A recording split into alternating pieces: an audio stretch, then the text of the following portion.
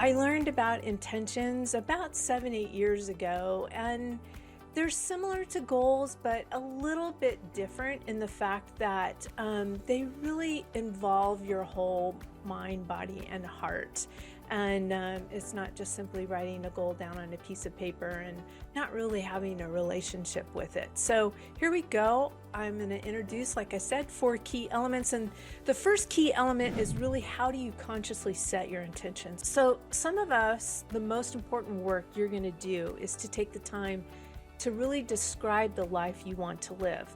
I work with hundreds and hundreds of clients, and a lot of times they're very good at knowing what they don't want, which is a great place to start. So we're going to focus on and really to understand and employ this area of an intention. And I'm going to share with you 6 fundamental truths related to the power of intention. So here's the first fundamental truth: your nature, my nature. We are creative. We are life expressing. That is really our true nature.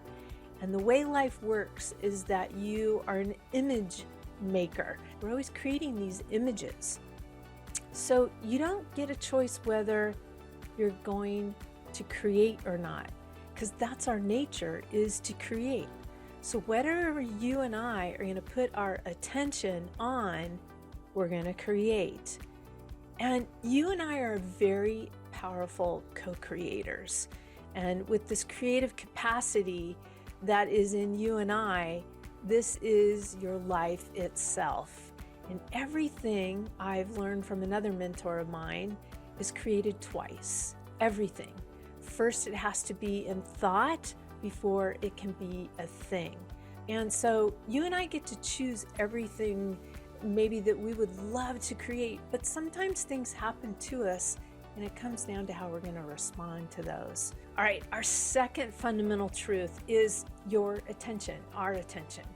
You get to describe to the universe, or as Wallace Wattles says, the original substance that is all around us, how you want your life to be and how it can be expressed. Would you like to express yourself maybe more vibrantly at work in your occupational dimension? So are you interested in work allowing you to be more creative?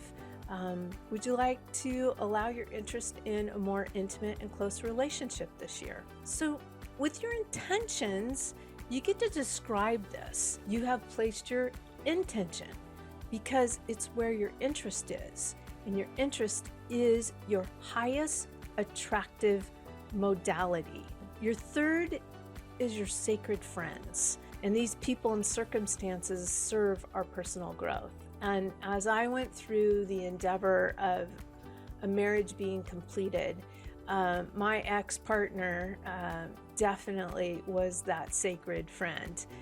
And Alan Cohen's philosophy is that we actually hire every person in our lives to do every single thing they do. We may not be consciously be aware that we are hiring them, but ultimately, the experience we have in our life is the experience that we co-create with the infinite. The Dalai Lama calls these people sacred friends, and he called for the Tibetan people that China was their sacred friend because of the persecution that they went through. And this actually shows us a part of ourselves that is seeking healing. And there may be a hook inside ourselves of insecurity or resistance or another negative emotion that gets triggered by someone else's behavior. And this is part really that is seeking the healing within us. And the behavior can only be a trouble to us when we are troubled. And I can recall going through that, sitting at the table with attorneys, and I had a quote by Eleanor Roosevelt that said, all the water in the world, if you don't let it in your ship, it's not going to sink it. It's somewhere around a quote like that. And I held that quote with me through all the negotiations and the divorce. And there was times that my attorney would write that on a piece of paper and kind of slide it over to me. As she could tell, it was just really rigorous to go through that. But during that, I was being triggered by things of insecurities that were going on in me. All right, another element of this is your observer self. The Buddhists call it your witness self, and this is part of you that isn't caught up in the drama. This is incredibly powerful. It's really calmness and serenity that you can choose. And a key element, one of my mentors taught me, Mary Morrissey, was, and she got this from this philosophy, is notice what you're noticing. What are you thinking about, Beth? What are you noticing all through your day? So absent of this guidance, guess what, you guys? Our intentions will be pulled in many different directions, and it can very possibly create a very chaotic pattern in our life rather than the true one that is in you, which is your eternal self. And then finally, the other element of this is your frequency. You need to have a coherent frequency between your intention and the result that you wish to create. Now, what exactly am I saying here, and what does that mean? Well, for example, you can't have a deep, loving, wonderful relationship if you and I would be focused on being lonely and being hurt. Those are not at the same frequency. Here's another example. You're aware of what you're watching on television, and at some point, you're like, I don't like this program. It's not really serving me. And hopefully you become aware that you're watching something that you really don't enjoy. And so you have the capacity to change the channel. You can change the frequency of your life, but you can't do that if you're not aware of what you are, the one that's got the control. Once we change our thoughts and our feelings and our emotions, then things begin to change on the outside. They begin to unfold. I'm going to talk about going for the breakthrough. I want to give you 3 steps. The first thing is just keep raising the bar for yourself. We grow our mastery and attention when we learn how to raise the bar imaginally. Remember, we're working from the inside out, not the outside in.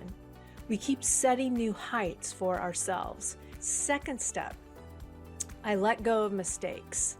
Mastery and intention requires letting go of them. You're not taking the past with you. Don't let your past mistakes dictate what you believe you can do now. So imaginally, take yourself that you actually are jumping higher. And people who succeed pay attention to their wins and let go of mistakes. Successful people put themselves out there and stumble sometimes, but rarely make the same mistake twice. So give yourself a break, just as you would with a child learning to ride a bike. If a mistake still haunts you, ask yourself what you learned from that experience. Step 3, he kept pressing forward. And that's what we do, press forward. What step could you take from your vision? What could you take from it? Not to get to it, but here it is, here you are. There's a step that you could take. And your body is built for this. Eyes face forward, your arms reach forward more comfortably than backward. Your hearing is better on the sides than in the front. Natural lifting up happens in your life when you press forward. And within these 3 steps, I would encourage us to additionally expect the best. You know how sometimes we're like, okay, I'll just take what comes. I love to expect the best. I'm going to teach you a little bit about how to use intention as an empowerment practice. So here we go. Let's say, look around the life you are living right now, okay? And one of the ways that you can look at it is being grateful for all of it. Be grateful for all the parts where there is a longing for more and a discontent that pushes you forward. So when you shape your intention, the how is not your business initially. Let me repeat that again. When you shape your intention, the how is not your business initially, but the what is your business. So here's some 4 key practices to empower your intentions. Set a clear intention. Choose one thing that you would love to create and express in your life. Get specific about it. Set your intention clearly on this. Fall in love with that intention. And when we fall in love with an intention, it means that we are going to actually energize it. We're going to nurture it. We're going to give it attention. We're going to pay attention to it. And this creates a magnetic pull in the universe, which draws back life unto it, according to the charge of your intention. And I want to say that I always have little toys that I work with my clients, so you guys can see that this little magnet set. So as you set your intention and you're creating it and you're giving it attention, you can see that you do create that magnetic pull. And from another amazing, if you've listened to Abraham Hicks at all, she always talks about, holding, I'm going to use my AirPods case as an example, that you want to hold your vision and your intention with an open hand. You don't want to grasp it tightly, because really the life that loves you may bring something even way more beyond what you have your intention on. And it may come in a different way. So holding it with an open hand really is important as well. Number 2, notice any limiting beliefs. Another mentor of mine, Dr. Sue Morter, says basically all beliefs are limiting, which you can kind of go, I think she might have a point there. You don't yet have the experience. You don't yet have the connections. So setting a clear intention will help draw up your limiting beliefs. You hear that? If you set an intention, you set a goal, your limiting beliefs are going to be drawn up out of you. So it's going to be natural for you to feel initially the resistance that, I can't do this. That's okay, you guys. Just notice it. So your intention will help shape an awareness of the limiting beliefs or the limiting feelings you hold about yourself. And these limiting beliefs will show up in the decisions you make, how much good you are actually going to allow in your life. That pretty much has direct relationship to your self-deserving, and what opportunities you will actually entertain. Next up, be impressed with the power within you is another empowerment practice. So rather than being impressed with the limiting stories or beliefs that come up, be impressed with the power that is at work within you. Be impressed with the power to shape your thought in accordance with your intention, and be impressed with how the power is released in, as, and through you as you shape your thought. You want to lose fascination with the limiting story and become fascinated with the place all your attention is on, that which is seeking to literally emerge through you and through the power of intention. All right, the fourth practice, empowerment practice of intention, is find a replacement thought. This is your empowerment tool. Tell yourself the truth at the level of fact. This is what's going on about the who and the whose you are. But the truth of it is that you are infinite energy within you. You're tapped in. You're you're a child of the infinite, of the original substance. We are made up of energy, and act as your own best friend. Sometimes it's not safe to walk down the hallways of our own mind. So you could choose an intention to focus on, write it down and keep it with you, and write down your limiting beliefs or stories that come up around that intention, and find a replacement thought and let that become your new story.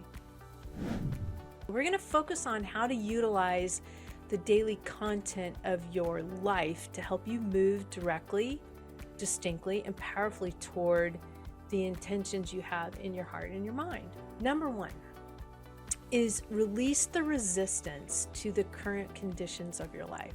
Now, there's nothing in life that doesn't contain a blessing. The work to be done is releasing ourselves into the flow of good. Now, one of the examples that I can bring with you in my own life is After I completed my 25-year marriage, my daughters didn't talk to me for a year and a half to 2 years. I definitely could have called that bad. And it was painful. At the level of fact, it was painful. I missed them a lot. But it really was a blessing because it put me in a position to put all my attention on taking care of myself and really developing a really thriving coaching business. I could choose to look at that as bad. And there's times that I am sad about that. But it really has given me another bout of time where I'm really focusing on myself. I've launched a lot of new things, not only in my professional life, but my personal life as well. Second way that you can live in harmony with your intentions, again, is noticing what you're noticing. This is so much power, you guys. Life is going to show up consistent with what you're committed to. And if you want to know what you're committed to, just look at how your life is showing up. Another aspect, shape your inward thinking so that it is in harmony with your intentions of what you say you would really love to be expressing in your life. Number 3 is recognizing the gap. So as we notice our discontents and our longings, there's a gap. And all of us are writing down our next level of becoming. And we're setting our intentions. We've got our goals. So what might be your top 10 or 20 goals? Now, feel the vibrational gap between your current state and your life in full expression of those 10 or 20 goals. And here's where you learn to distinguish, differentiate, and then use the tool of consciousness to release old patterns and bring forth new, truer, more consistent patterns with what we say we want in our life. And then as you begin to develop an identity that is consistent with our nature, remember our nature is infinite possibility, that our old paradigm and pattern is no longer consistent with our new identity. And it dissolves through a lack of energy and soul force. So if you're not giving these old patterns attention, they're going to dissolve. The truth is that you're an unlimited spiritual being. The truth is that you cannot be defined or confined by anything that has ever happened to you or done by you. And the 5th, put your life in harmony with your intention. Be the person you imagine yourself to be. I can't think of a better way yet so far is that's what I do in meditation, is I use that time to imagine the person that I am being. And what does that person who is living that life, what do they do with their time? How do they relate to other people? How do they feel? Ask yourself these empowering questions. And I want to leave you with this, that powerful questions are going to bring powerful answers, and allow yourself to awaken to your greatness and express your soul essence in and for the world to explore, elevate, and expand in love.